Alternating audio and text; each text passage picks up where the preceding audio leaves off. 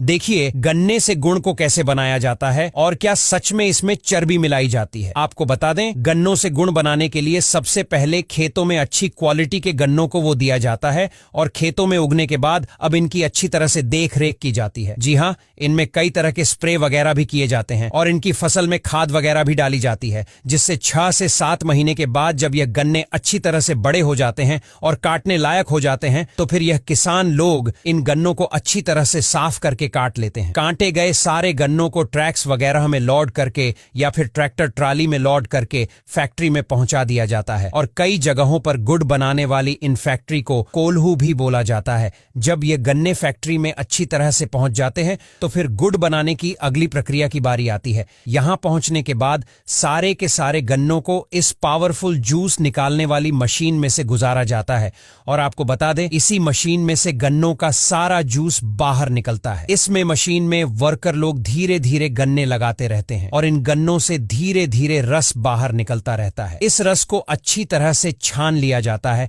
और इस तरह के बड़े से कंटेनर में इकट्ठा कर लिया जाता है।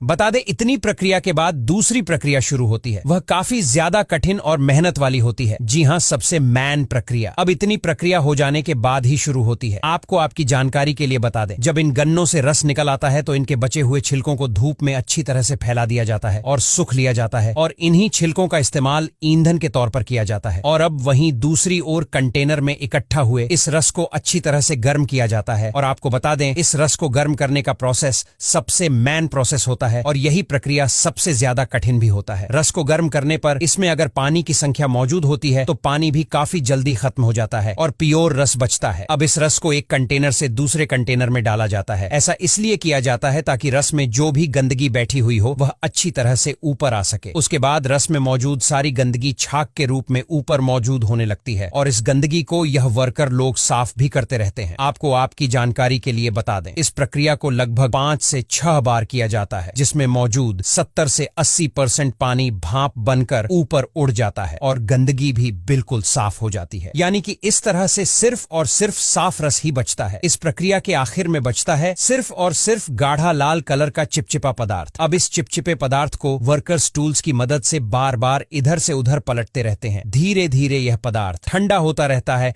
और ठोस बनता रहता है और आपको बता दें, जितना यह चिपचिपा पदार्थ ठोस में तब्दील हो जाता है उतना यह ठोस जीच कुछ और नहीं बल्कि गन्ने से तैयार हुआ गुण होता है। और जब यह गुण तैयार हो जाता है तो फिर इसको कई तरह के सांचों वगैरह में भरकर मार्केट में बिकने के लिए भेज दिया जाता है और इस तरह से गन्ने से बनकर तैयार होती है गुड़। अब यहाँ तक वीडियो देख ली है तो फिर वीडियो को लाइक और शेयर करना बिल्कुल भी मत भूलना। धन्यवाद।